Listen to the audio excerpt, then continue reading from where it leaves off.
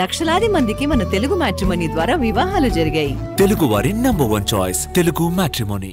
Greater Visakha mayor పీఠం లక్ష్యంగా TDP operation Akarsh వేగవంతం చేసింది. మ్యాజిక్ ఫిగర్ కోసం ప్రతిపక్ష కార్పొరేటర్లకు వల విసురుతోంది.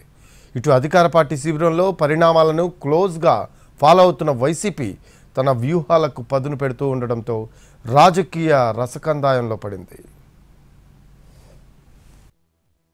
మ్యాజిక్ ఫిగర్ 74 ఈ నెంబర్ గ్రేటర్ విశాఖ రాజకీయ నేతల్లో బీపీ పెంచేస్తోంది. అధికార టీడీపీ, వైఎస్ఆర్ కాంగ్రెస్ పార్టీలు అమీతుమీకి రెడీ అయ్యాయి. మేయర్ హరివెంకట కుమారిపై కూటమి ఇచ్చిన అవిశ్వాస నోటీసులపై ఈ నెల 19న ఓటింగ్ జరగనుంది. ఇందుకోసం ప్రత్యేక కౌన్సిల్ సమావేశం నిర్వహించేందుకు యంత్రాంగం సన్నాహాలు చేస్తోంది. ఏడాది కాలపరిమితి మాత్రమే ఉన్న మేయర్ పీఠం దక్కించుకోవడానికి చేస్తున్న ప్రయత్నాలు హాట్ టాపిక్ అయ్యాయి. ప్రణాళిక ప్రకారం వైసీపీ కార్పొరేటర్లను లాగేసిన కూటమి అవిశ్వాసం నెగ్గేందుకు 4 ఓట్ల దూరంలో ఆగిపోయింది. దీంతో ముఖ్య నాయకులు రంగంలోకి దిగారు. గాజువాక మాజీ ఎమ్మెల్యే నాగిరెడ్డి కుమారుడు 74వ వార్డు వైసీపీ కార్పొరేటర్ తిప్పల వంశీరెడ్డి టీడీపీ వైపు చూడటంతో రోజంతా పొలిటికల్ డ్రామా నడిచింది. మరో 2 సీనియర్ కార్పొరేటర్లు కూటమికి టచ్లోకి వచ్చేసినట్లు కనిపిస్తోంది. దీంతో మేయర్ పీఠం మార్పు ఖాయమన్న ధీమాతో ఉంది కూటమి.